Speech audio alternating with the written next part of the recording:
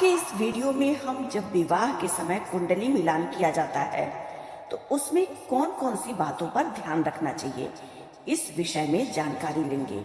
कुंडली मिलान या गुण मिलान वैदिक ज्योतिष में विवाह के लिए बहुत जरूरी होता है। हिंदू धर्म और खासकर हिंदुस्तान में विवाह बड़े बुजुर्गों माता पिता के आशीर्वाद से संपन्न माना जाता है। इसीलिए विवाह के लिए कुंडली मिलान का काफी महत्व होता है। कुंडली मिलान के बाद ही विवाह निश्चित किए जाते हैं। कुंडली मिलान के माध्यम से यह पता चलता है कि किस स्तर तक ग्रह वर और वधू को आशीर्वाद दे रहे हैं एक दूसरे की कुंडली से। दूल्हा और दुल्हन अपनी कुंडलियों का मिलान करके एक दूसरे के साथ जीवन बिताने का बात तय करें तो ज्यादा अच्छा होगा और विवाह के बाद का जीवन सुखी होगा। सरल शब्दों में कुंडली मिलान एक ज्योतिषीय भविष्यवाणी होता है जो बताता है कि विवाह के बाद यह जोड़ा सुखी रहेगा या दुखी, और यह बात सिद्ध साबित होता है। शादी दो लोगों के साथ साथ उसके परिवारों के जीवन में भी एक महत्वपूर्ण भूमिका निभाती है। यह खूबसूरत रिश्ता दोनों लोगों के साथ साथ दोनों परिवारों के बीच में भी एक अच्छा तालमेल और सामंजस्य लाता है। अगर हिंदू विवाह को देखा जाए तो उसमें हम विवाह से पूर्व कई रस्मों को देखते हैं। तो उन्हीं बातों में से एक बहुत जरूरी बात है कि एक दूसरे की कुंडली मिलान करके यह देखें कि उनके सितारे, उनके ग्रह एक दूसरे के अनुकूल हैं या विपरीत। वैदिक ज्योतिष में कुंडली मिलान अनुष्ठान बहुत विश्वसनीय होता है। यहाँ चंद्रमा की स्थिति बहुत महत्वपूर्ण भूमिका निभाती है। कुंडली में चंद्रमा की स्थिति ज्योतिषियों को जातक की जन्म राशि और नक्षत्र को समझने में मदद देता है, जो यह बताता है कि इस विवाह के बाद इन दोनों पति पत्नी के बीच में अच्छा तालमेल रहेगा, सामंजस्य अच्छा रहेगा कि नहीं, ये विवाह दीर्घकालिक होगा कि नहीं, परिवार के लिए समस्याएं तो पैदा नहीं करेगा। ये सब बात हम वर और वधू की कुंडली से जान सकते हैं।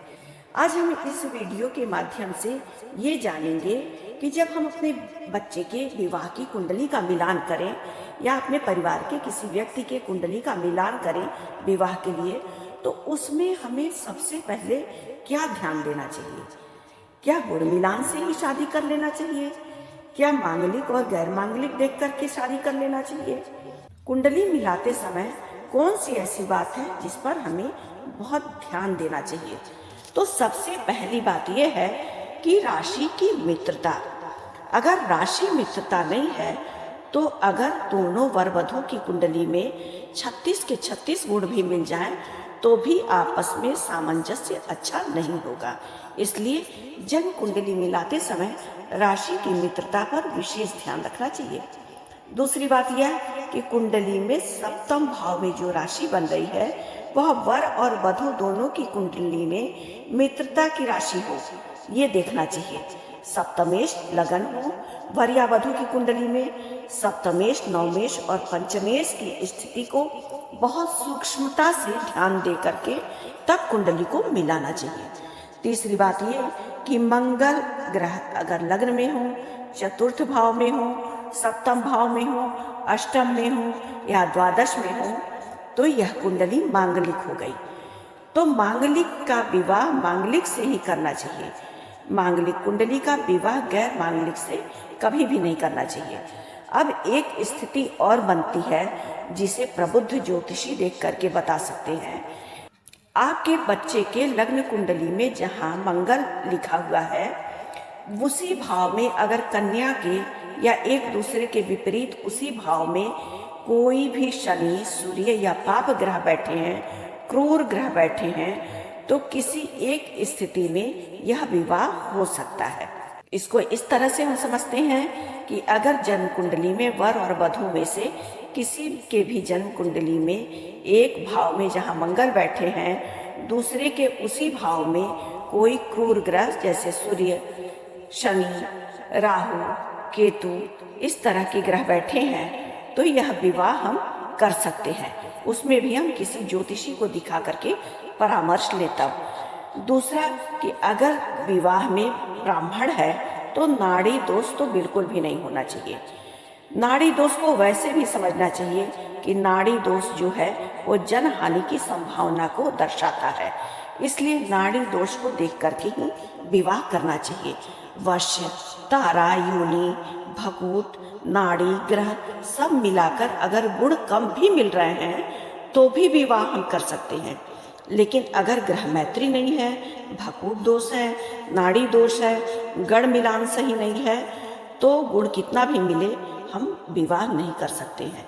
एक स्थिति यह भी बनती है कि अगर लड़का और लड़की में से कोई एक निम्न मांगलिक है, दूसरा नहीं है, ग्रह मैत्री मिल रहा है, गण मिलान मिल रहा है, नाड़ी दोष नहीं है, भकूट दोष नहीं है, तब अगर गुण 30 से ऊपर मिल रहे हैं तो इस विवाह को भी हम शुभ समझ के कर सकते हैं।